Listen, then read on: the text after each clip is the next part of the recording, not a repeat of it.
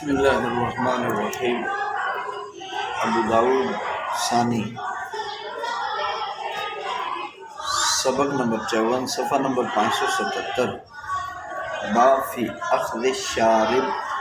یہاں سے شروع کر رہے ہیں دعا ہے اللہ علم و عمل میں برکت نصیب فرمائے۔ گزشتہ تمام اسباب کو ترتیب کے ساتھ سننے، سمجھنے، عمل کرنے، دوسروں تک بنانے کی توفیق اور قبولیت نصیب فرمائے۔ بسم اللہ الرحمن الرحیم۔ اللہم صلی علی سیدنا محمد کما تحب و ترضی، جزا اللہ عنا محمدا ما وعد الباب فی اخذ الشارب۔ عن ابی ہریرہ رضی اللہ تعالی عنہ یبلغ به النبی صلی اللہ علیہ وسلم الفطرۃ خمس او خمس من الفطرۃ الختان والاستحداد ونطف الابط وتقلیم الاظفار وقص الشارب۔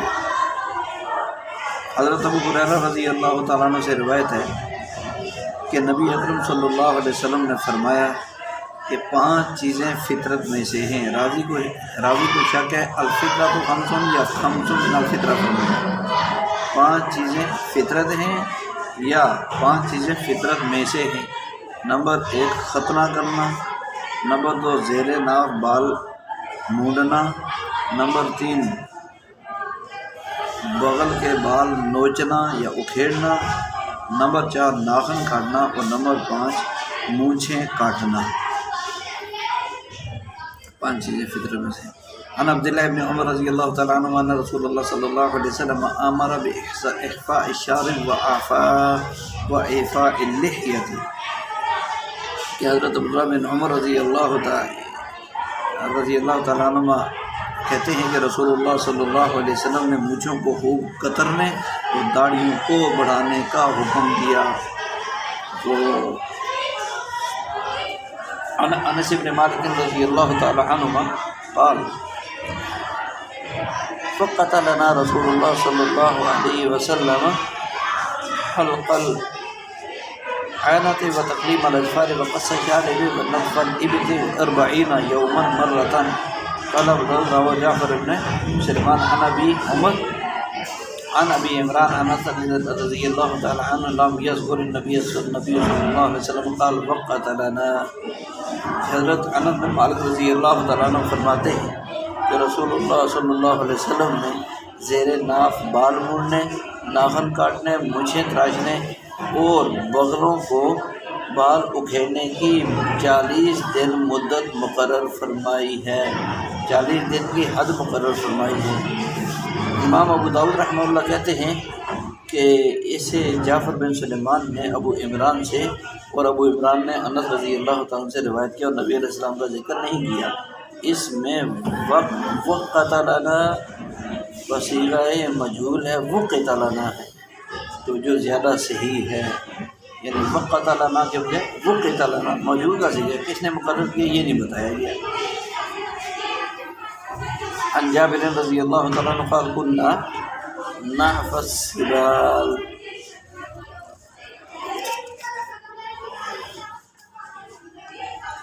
كنا نحفظ السبال۔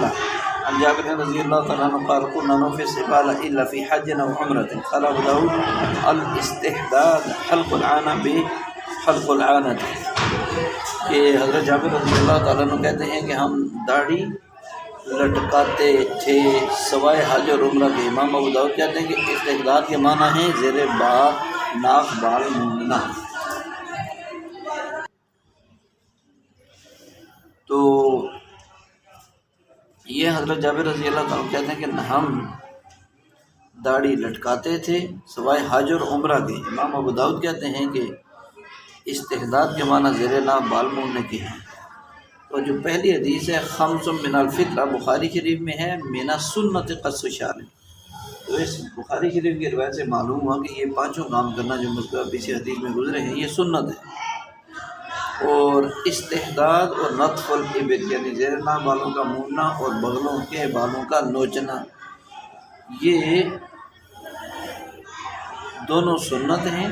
ہر ہفتے ان دونوں بالوں کی صفائی بہتر، اور 15 دن بعد سنت، 15 دن میں سنت، اور 40 دن سے زیادہ چھوڑنا منع ہے، گناہ ہے۔ عمومی حکم یہ ہے کہ یہ زائد بال ایک جو کی لمبائی کے برابر ہوں تو صاف کر لیے جائیں۔ ایک جو مردوں کے لیے صفائی کا طریقہ اس طرح بلیڈ وغیرہ ہے، اور مستورات کے لیے ان چیزوں کے بجائے پاؤڈر، کریم، لوشن وغیرہ کا استعمال جو طریقہ رائج ہے۔ اگرچہ اسطرہ وغیرہ استعمال کرنے میں بھی عورتوں کے لیے کوئی حرج اور ممانعت نہیں، لیکن نقصان کے خوف سے احتیاطاً بعض علماء نے عورتوں کے لیے لکھا ہے کہ بلیڈ وغیرہ استعمال نہ کریں، اسطرہ استعمال نہ کریں، کٹنگ وغیرہ سے، کٹ جانے سے بچنے کی وجہ سے استعمال منع نہیں ہے، لیکن احتیاط کے درجے میں منع ہے اسطرہ بلیڈ کا استعمال عورتوں کے لیے۔ استحداد استعمال حدیدہ کی وجہ سے ہی کہا جاتا ہے، حدیدہ لوہے کا ہتھیار۔ تقریب الالفاظ یہ بھی سنت ہے ناخنوں کا کاٹنا، اور ہفتے میں ایک مرتبہ بہتر ہے کہ ناخن کاٹ لیا کرے۔ زیادہ تاخیر کراہت القباحت کا سبب ہے، کراہت ناپسندیدگی، مکروہ۔ بعض اہل اللہ کے بارے میں، صوفیاء کے بارے میں آتا ہے کہ وہ جمعرات کے دن ناخن کاٹ لیتے، اور اس سے مقصود جمعہ کی تیاری اور اہتمام ہوتا ہے کہ جمعہ سید الایام ہے، اس کی پہلے سے ہی تیاری کرنا شروع کر دیں، نہ یہ کہ اذان سن کر بھاگنا شروع کریں اور بمشکل نماز یا خطبہ بھی نکل جائے جماعت میں پہنچے۔ ناخن کاٹنے کا طریقہ، اس کے لیے بنیادی عبارت علامہ نووی رحمۃ اللہ علیہ کی ہے، جو انہوں نے ابواب طہارت باب المضمضہ میں تحریر کیا کہ سب سے پہلے دائیں ہاتھ کی شہادت والی انگلی سے تراشنا شروع کریں بالترتیب، یعنی دعا کے لیے ہاتھ اٹھائیں نا، دعا کے لیے تو ترتیب یہ ہوگی کہ دائیں ہاتھ کی چھوٹی انگلی سے، شہادت والی انگلی سے شروع کریں، پھر چلتے چلتے دائیں ہاتھ کی چھوٹی انگلی پر ختم، بائیں کی چھوٹی سے شروع، چھمریا سے بائیں کی چھوٹی سے شروع ہو کر شہادت، شہادت کے بعد بائیں کا انگوٹھا، بائیں کے بعد دائیں کا انگوٹھا۔ یہ تو اس طرح ابتدا اور انتہا دائیں ہاتھ سے ہو جائے گی۔ ابتدا دائیں ہاتھ کی شہادت سے ہوئی تو انتہا دائیں ہاتھ کے انگوٹھے پر ہوگی، اور دائیں ہاتھ سے عمدہ کام شروع کرنے کی ترغیب بہت ساری احادیث میں آئی ہے، سنت ہے۔ اور سبابہ، یہ شہادت والی انگلی، یہ ساری انگلیوں میں افضل اور اشرف الاصابع ہے، اس لیے کہ یہ انگلی یشار بہا الی التوحید، کیونکہ شہادت والی انگلی سے ہم ایسے شہادت کی گواہی دیتے ہیں، تو اس گواہی دینے کی وجہ سے یہ انگلی افضل ہے، افضل الاصابع، اشرف الاصابع کہا جاتا ہے۔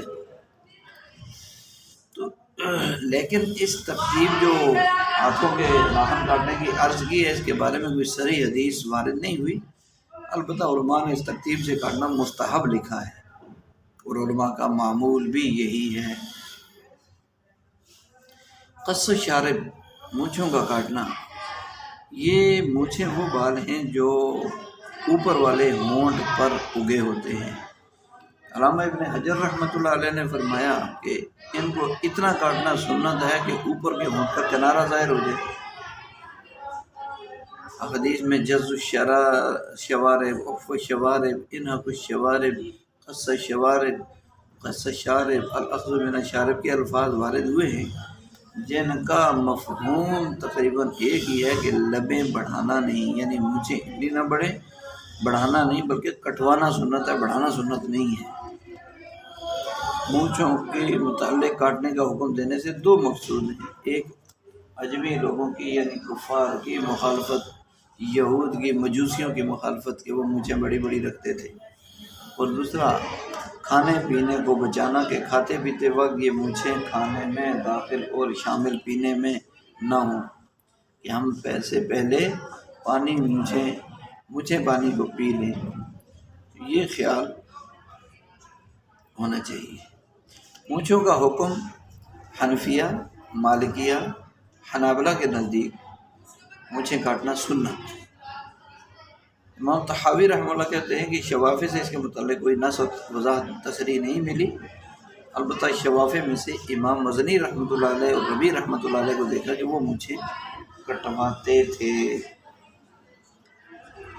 مونچھوں کی مقدار اتنا تراش دینا اور کاٹ دینا کہ اوپر کے ہونٹ کا بالائی کنارہ یعنی وہ سرخی نما جگہ وہ ظاہر ہو جائے، واضح ہو جائے، یہ سنت ہے۔ بالکل حلق یعنی موڑ دینا اور منڈوانے کو فقہاء کرام نے مکروہ اور بدعت لکھا۔ تو اس لیے اسرے کے بجائے کینچی سے اتنی باریک کاٹیں کہ مسل حلق کے ہو جائے، اس طرح دونوں قول میں تطبیق ہو جائے گی، حلق سے بھی بچ جائیں گے اور کاٹنے کا حکم بھی آ جائے گا۔ اور داڑھی بابا علیہ السلام نے ان کی طرف دیکھنا بھی ناپسند فرمایا ہے کہ ان کے ہندوؤں کے مثل ہونٹ بھی چھپے ہوئے ہوں مونچھوں سے۔ نبی علیہ السلام کے پاس کسریٰ کے 2 قاصد آنے کا ذکر ہے جو مونچھوں کو تاؤ دے ہوئے تھے اور داڑھی ختم تھی، تو آپ علیہ السلام نے ان کی طرف دیکھنا پسند نہیں فرمایا کہ ان کے ہندوؤں کی طرح ہونٹ بھی چھپے ہوئے تھے۔ تمہارا ناز ہو، یہ حکم تمہیں کس نے دیا؟ انہوں نے کہا ہمارے بادشاہ کسریٰ نے۔ تو آپ علیہ السلام نے فرمایا کہ میرا برحق رب تو داڑھی بڑھانے اور مونچھیں کٹوانے کا مجھے حکم دیتا ہے۔ امرانی ربی بإعفاء اللحیتی وقص شواربی، میرے رب نے تو مجھے میری داڑھی بڑھانے اور مونچھیں کٹوانے کا مجھے حکم دیا ہے، لہٰذا داڑھی بڑھانا اور بقدر سنت ہونا اور مونچھیں کٹوانا یہ جملہ انبیاء کی متوارث اور متداول سنت ہے۔ خوش نصیب ہیں وہ لوگ جن کو اللہ اس پر عمل کی ہمت اور توفیق دیتے ہیں۔ حدیث ثانی میں ہے اعفاء اللحیہ، توفیر و اطالت و یعنی بڑھانا اور لمبا کرنا۔ تو یہ عبارات اس کے داڑھی رکھنے کے اور مونچھیں کٹوانے کے حکم اور حقیقت کے لیے واضح دلیل ہے۔ اور مستورات کے اگر داڑھی کے بال ظاہر ہوں، اگنے لگے تو ان کے لیے صاف کرنا بہتر ہے۔ اور چوتھی حدیث میں تھا کننا نعف سبال، سبال سبلت ان کی جمع جیسے رقاب رقبت ان کی جمع ہے۔ تو سبلت لبوں کے کنارے اور اطراف، لیکن یہاں اس سے مراد تثنیہ ہے کیونکہ ایک مرد کے لیے مونچھوں کے صرف 2 ہی کنارے ہوتے ہیں۔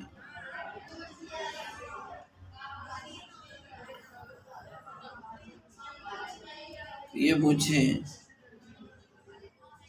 دونوں کنارے رکھنے میں امام غزالی نے لکھا ہے تو کوئی حرج نہیں ہے، کیونکہ یہ کھانے پینے میں شامل نہیں ہوتے۔ اور میدان جنگ اور دارالحرب مونچھیں چھوڑنے میں کوئی مذائقہ نہیں ہے، جبکہ دشمن پر رعب طاری کرنا مقصود اور غرض ہو مونچھیں رکھنے سے۔ اور حج اور عمرہ کے موقع پر ان کو لینا، داڑھی کی زائد مقدار لینا اس لیے تھا تاکہ سنبھالنے میں سہولت رہے اور حالت احرام میں الجھن اور مشقت نہ ہو، الجھن اور مشقت نہ ہو۔ یہ باب ہے فی نتف الشیب، سفید بال اکھاڑنے کی ممانعت کے بارے میں۔ یہ ہمارا اس صفحے کا آخری باب ہے، جس کی پہلی حدیث صفحہ نمبر 578 پر۔ عن عمرو بن شعیب عن ابی عن جدی رضی اللہ تعالیٰ عنہ قال قال رسول اللہ صلی اللہ علیہ وسلم لا تنتف الشیبہ ما من مسلم یشیب شیبة فی الاسلام قال عن سفیان الا کان له نورا یوم القیامہ وقال فی حدیث یحییٰ الا كتب اللہ له بها حسنة وحط عنها بها خطیئة۔ حضرت عمر بن شعیب اپنے والد سے اپنے دادا سے نقل کرتے ہوئے کہتے ہیں ان کے دادا کے رسول اللہ صلی اللہ علیہ وسلم نے فرمایا، رسول اللہ صلی اللہ علیہ وسلم نے فرمایا کہ سفید بال نہ اکھیڑو، اس لیے کہ جس مسلمان کا کوئی بال اسلام کی حالت میں یعنی مسلمان ہونے کی حالت میں سفید ہوا تو سفیان کی روایت میں ہے کہ وہ بال اس کے لیے قیامت کے دن نور ہوگا، اور یحییٰ کی روایت میں ہے کہ اس بال سفید بال کے بدلے میں اللہ تعالیٰ اس کے لیے ایک نیکی لکھے گا اور اس سے ایک گناہ کو مٹا دے گا۔ وحتى عنه بها خطيئة. تو یہ نہی لا تنتفو نہی کا صیغہ ہے، لیکن نہی تنزیہی ہے کہ سفید بال اکھیڑنا مکروہ تنزیہی، اس سے بچو۔ عموماً سفید بال زیادہ عمر اور بڑھاپے میں ظاہر ہوتے تھے، لیکن اب چونکہ غذائیں، ماحول، آب و ہوا اور خوراک صاف نہ ہونے کی وجہ سے بچپن میں ہی، بلوغت سے بعضوں کے پہلے ہی جو ہے وہ بال سفید ہو جاتے ہیں، دانت میلے ہو جاتے ہیں، گرنے شروع ہو جاتے ہیں۔ یہ اس کی وجہ سے بہرحال سفید بالوں سے اکھیڑنے سے بچنا چاہیے۔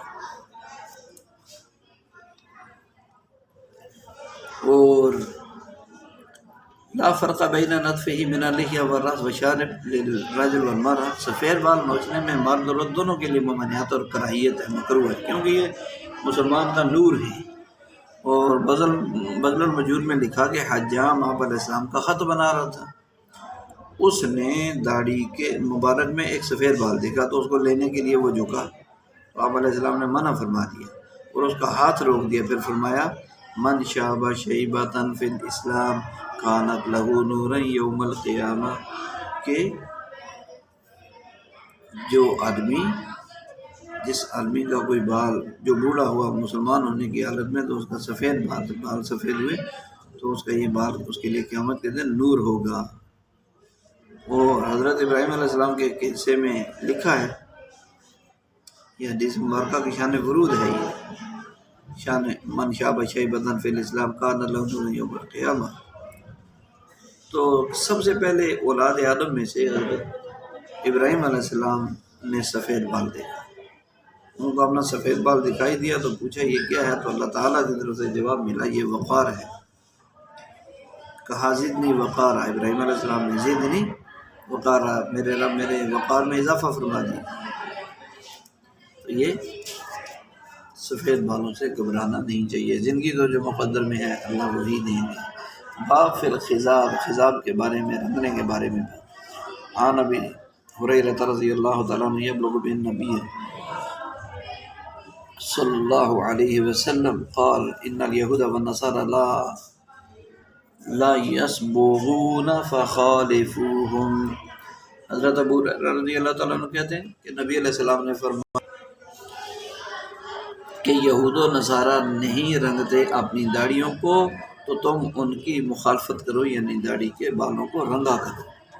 عن جابر بن عبداللہ رضی اللہ تعالیٰ عنہ قال اتى بأبي قحافة يوم فتح مکہ ورأسه ولحيته كالثغامة بياضا فقال رسول الله صلی اللہ علیہ وسلم غيروا هذا بشيء واجتنبوا السواد۔ حضرت جابر بن عبداللہ رضی اللہ تعالیٰ عنہ سے روایت کہتے ہیں کہ ابو قحافہ ابو بکر رضی اللہ عنہ کے والد کو فتح مکہ کے دن لایا گیا، ان کا سر اور ان کی داڑھی سوغامہ کی طرح سفید، تو رسول اللہ صلی اللہ علیہ وسلم نے فرمایا کہ بدل دو، غیروا ھذا، اسے بدل دو کسی چیز سے اور سیاہی سے بچو، اور سیاہی سے بچو یعنی سیاہی کے علاوہ کالے رنگ کے علاوہ کسی اور رنگ سے بدل دو۔ کالے رنگ کا استعمال منع ہے، باقی رنگ جو ہے سرخ یا زرد وغیرہ استعمال کر سکتے ہیں، براؤن، ڈارک براؤن جس کو آج کل کہتے ہیں وہ۔ عن ابی ذر رضی اللہ تعالیٰ عنہ قال قال رسول اللہ صلی اللہ علیہ وسلم ان احسن ما غیر به هذا الشیب والحناء والقطب، الحناء والقطب، کہ حضرت ابو ذر رضی اللہ عنہ کہتے ہیں نبی کریم صلی اللہ علیہ وسلم نے فرمایا سب سے اچھی چیز جس سے اس بڑھاپے کو بدلا جائے وہ مہندی اور وسمہ ہے، مہندی اور وسمہ ہے۔ عن ابی رمزة رضی اللہ تعالیٰ عنہ قال انطلقت مع ابی نحو النبی صلی اللہ علیہ وسلم فاذا هو ذو وفرة بها رداء حناء وعليه بردان اخضران۔ حضرت ابو رمزہ کہتے ہیں میں اپنے والد کے ساتھ نبی علیہ السلام کی خدمت میں گیا، آپ علیہ السلام کے سر کے بال کان کی لو تک تھے جن میں مہندی لگی ہوئی تھی، اور آپ کے جسم مبارک پر سبز رنگ کی دو چادریں تھیں، جسم مبارک پر سبز رنگ کی دو چادریں تھیں۔ عن ابی رمزة رضی اللہ تعالیٰ عنہ فی ھذا الخبر قال فقال له ابی ارنی ھذا الذی بذلک فإني رجل طبيب قال الله الطبيب بل أنت رجل رفيق طبيبها الذي خلقها۔ حضرت ابو رمزہ رضی اللہ عنہ اسی سند سے اس حدیث میں مروی روایت کرتے ہیں کہ میرے والد نے حضور صلی اللہ تعالیٰ علیہ وسلم سے عرض کیا کہ آپ وہ چیز دکھائیں جو آپ کی پشت پر ہے، مجھے آپ وہ چیز دکھائیں جو آپ کی پشت پر ہے، میں طبیب ہوں۔ آپ علیہ السلام نے فرمایا طبیب تو اللہ ہے بلکہ تو رفیق ہے، طبیب تو وہی ہے جس نے اسے پیدا کیا ہے، طبیب تو وہی ہے جس نے اسے پیدا کیا ہے۔ عن ابی رمزہ رضی اللہ تعالیٰ عنہ قال اتیت النبی صلی اللہ علیہ وسلم انا و ابی فقال لرجل او لابیہ من ھذا قال ابنی قال لا تجنی علیہ وکان قد لطخ لحیتہ بالحناء۔ کہ حضرت ابو رمزہ رضی اللہ تعالیٰ عنہ کہتے ہیں میں نبی صلی اللہ علیہ وسلم کے پاس میں اور میرے والد نبی علیہ السلام کے پاس آئے۔ آپ علیہ السلام نے ایک آدمی سے یا میرے والد سے پوچھا یہ کون ہے، من ھذا، تو آپ علیہ السلام جو ہے انہوں نے کہا کہ میرا بیٹا ہے۔ آپ نے فرمایا یہ تمہارا بوجھ نہیں اٹھائے گا، لا تجنی علی، تم جو کرو گے یہ تمہارا بوجھ نہیں اٹھائے گا، وکان قد لطخ لحیتہ، اور تم جو کرو گے اس کی پوچھ تم سے ہی ہوگی۔ آپ علیہ السلام نے اپنی داڑھی مبارک میں مہندی لگا رکھی تھی۔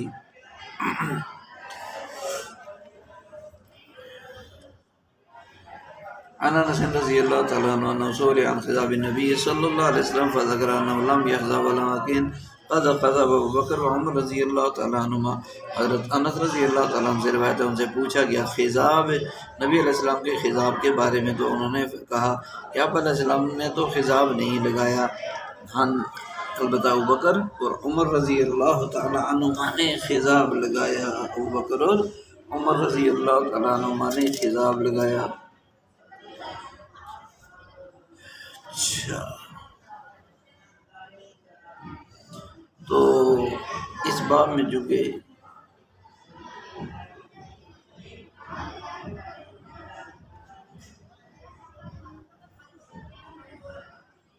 خضاب کا ذکر ہے، اکثر اہل علم کا قول یہی ہے کہ نبی علیہ السلام نے خضاب نہیں کیا، اور حنفیہ بھی اسی طرح مائل ہیں۔ در مختار میں ہے کہ نبی علیہ السلام کا خضاب نہ کرنا زیادہ صحیح ہے۔ علامہ امام شافعی رحمۃ اللہ علیہ کا قول علامہ بیجوری رحمۃ اللہ علیہ نقل کرتے ہیں کہ نبی علیہ السلام نے خضاب کیا، یعنی اپنے بالوں کو رنگا، جیسا کہ ابو رمزہ رضی اللہ عنہ کی روایت میں ہے، اور یہ پیچھے گزر چکی ہیں روایت۔ تو بہرحال یہی لکھا ہے علماء نے کہ احیاناً خضاب کیا، مواظبت اور دوام نہیں۔ نبی علیہ السلام کے سفید بال کیونکہ بالکل قلیل تھوڑے سے تھے اور جن کو رنگنے کی حاجت نہیں تھی، اس لیے کبھی کبھار رنگا، مستقل رنگنے کا معمول نہیں تھا۔ باب الخضاب کے تحت شمائل ترمذی میں تینوں حدیث مذکور ہیں جن میں خضاب یعنی رنگنے کا ذکر ہے۔ خضاب کا معنی ہے رنگنا۔ تو بخاری شریف میں ہے ام سلمہ رضی اللہ عنہ نے ابن وہب کو حضور علیہ السلام کے سرخ یعنی رنگے ہوئے بال دکھائے۔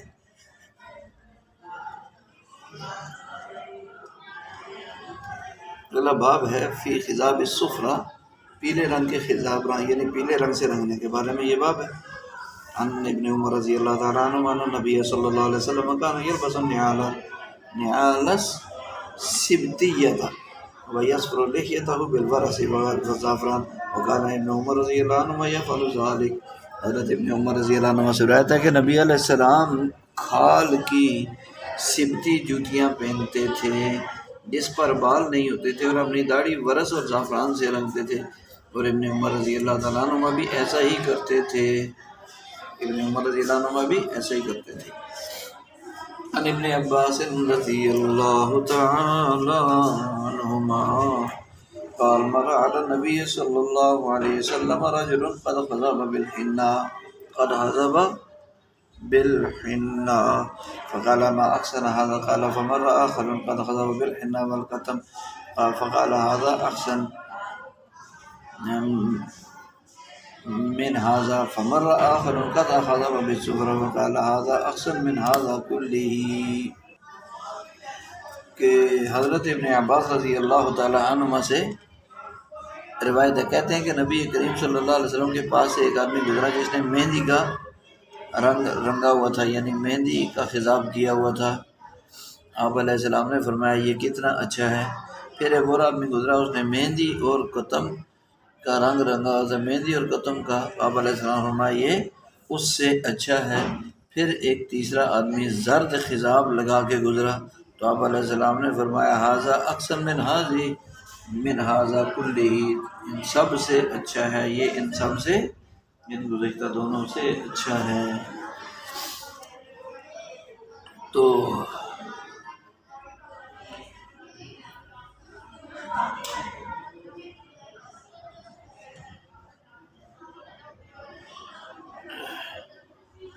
باب ما جاء فی خضاب السواد، کالے رنگ سے رنگنے کے بارے میں یہ باب ہے. یہ پہلے والے باب میں یہ ہو گیا کہ عن ابی ہریرہ رضی اللہ عنہ نے نبی علیہ السلام نے فرمایا بڑھاپے کو بدلو اور یہود کی یعنی سفیدی کو بدلو، یہود کی مشابہت اختیار نہ کرو. اور چوتھی حدیث عن ابی ذر رضی اللہ عنہ والی ہے کہ بال رنگنے کے لیے سب سے عمدہ حنہ یعنی مہندی اور قطم بوٹی ہے.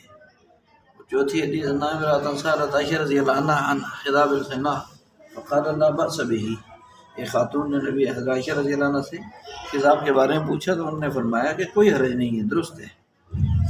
اور ان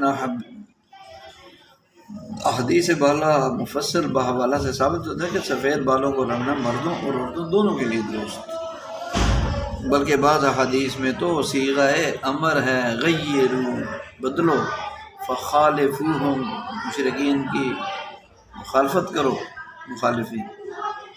تو احناف کے نزدیک مردوں عورتوں کے لیے سفید بالوں کو رنگنا مستحب ہے اور یہی احادیث بالا کا تقاضا ہے. شوافی کے نزدیک سنت ہے بالوں کو رنگنا، سفید بالوں کو. اور بال رنگنے کے لیے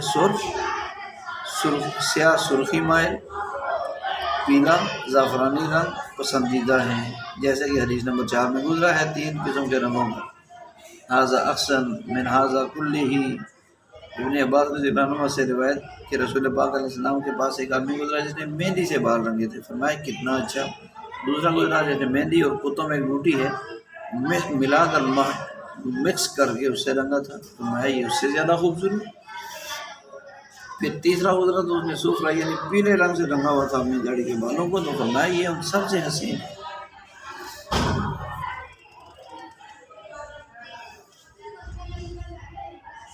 تو رسول پاک علیہ السلام نے فرمایا بہترین اور حسین رنگ جس سے تم رنگتے ہو وہ یہ سیاہ رنگ ہے، یہ تم میں تمہاری عورتوں کے لیے ذرا مرغوب ہے اور تمہارا روب تمہارے دشمن کے سینے میں پیدا کرنے والا ہے. کالی مہندی کا حکم، سیاہ خضاب. یہ ابن عباس رضی اللہ عنہ سے رہتے وہ کہتے ہیں رسول پاک علیہ السلام نے فرمایا آخری زمانے میں ایک قوم ہوگی جو کبوتروں کے پپوٹوں کی طرح سیاہ خضاب لگائے گی، یہ لوگ جنت کی خوشبو نہیں پائیں گے. تو پہلے والی حدیث میں اور اس میں تعارض ہے. پہلے والی میں کیا فرمایا بہترین حسین رنگ جیسے تم رنگتے ہو وہ سیاہ رنگ ہے، اور یہاں اس میں وعید ہے. تو دونوں میں بظاہر تعارض ہے. یہ حدیث اگلے باب میں موجود ہے، اس لیے حناف نے حدیث ثانی کو راجح قرار دیا کہ سیاہ خضاب کو مکروہ کہا، اور یہی مشہور قول ہے اور یہی معمول بھی ہے. اگرچہ بعض علماء نے سیاہ خضاب یعنی سیاہ رنگنے کو جائز تو کہا، جیسے ابھی آگے آ رہا ہے باب. شوافی کے نزدیک سیاہ خضاب وعید شدید کی وجہ سے حرام ہے. یہاں سے مسئلہ یہ نکلتا ہے کہ شرعی عذر کی صورت میں مردوں اور عورتوں کے لیے سیاہ رنگ بھی جائز ہے، لیکن کوئی شرعی عذر ہو تو پھر. اور سیاہ سرخی مائل خضاب وہ درست ہے. مولا علی قاری حنفی رحمۃ اللہ علیہ جو مشہور معروف شخصیت تھی، انہوں نے حلیمی کا قول مختار نقل کیا کہ سیاہ خضاب میں مردوں عورتوں کے لیے فرق ہے، مردوں کو سیاہ خضاب سے منع کیا، عورتوں کے لیے سیاہ خضاب کی اجازت دی ہے۔ یہ تفصیل بالوں کے بارے میں ہے۔ عورتوں کے لیے ہاتھوں اور پیروں کو مہندی سے رنگنا جائز اور مستحسن اچھا ہے، پسندیدہ ہے۔ مردوں کے لیے بلا عذر مہندی لگانا حرام ہے۔ باب ما جاء فی خضاب السواد، کالے خضاب کالے رنگ سے رنگنے کے بارے میں باب۔ عن ابن عباس رضی اللہ تعالی عنہما قال قال رسول اللہ صلی اللہ علیہ وسلم یکون قوم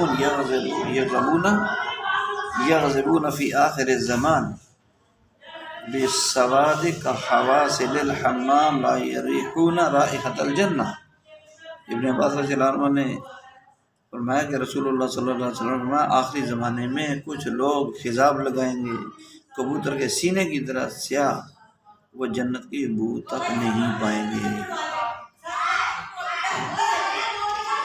اگلا باب ہے فی الانتفاع بالعاج، ہاتھی کے دانت کیا سے نفع اٹھانے کے بارے میں کہ اس کا استعمال کیسا ہے، اس کے بارے میں یہ باب ہے۔ اس کی آخری حدیث ہے اس باب کی۔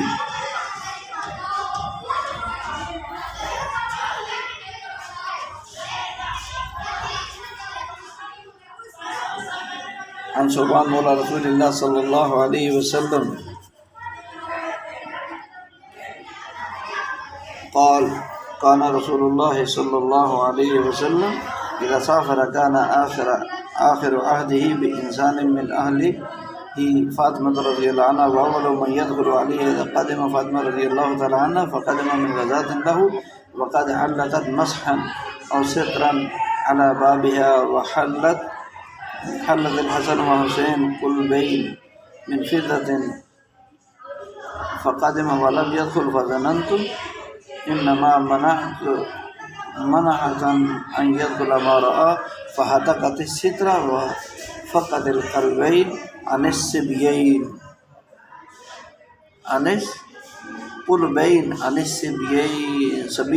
وقطعته بينهما فانطلقا إلى رسول الله صلى الله عليه وسلم وهما يبكيان فأخذه منهما وقال يا ثوبان اذهب بهذا إلى آل فلان أهل بيت بالمدينة أن هؤلاء أهل بيتي أكره أن يأكلوا طيباتهم في حياتهم الدنيا يا ثوبان اشتري لفاطمة رضي الله ثلاثة من حسب وسوارين من عاج آخر کتاب الترجم۔ حضرت ثوبان رسول پاک صلی اللہ علیہ وسلم کے آزاد کردہ غلام ہیں۔ وہ کہتے ہیں کہ رسول اللہ صلی اللہ علیہ وسلم جب کسی سفر پر تشریف لے جاتے تو اپنے گھر والوں میں سب سے آخر میں حضرت فاطمہ رضی اللہ تعالیٰ عنہ سے ملتے تھے، اور جب واپس تشریف لے آتے تو سب سے پہلے حضرت فاطمہ رضی اللہ تعالیٰ عنہ سے ملاقات کرتے۔ تو ایک غزوہ سے نبی کریم صلی اللہ علیہ وسلم تشریف لائے، فاطمہ رضی اللہ تعالیٰ عنہ نے ٹاٹ یا پردہ لٹکایا ہوا تھا۔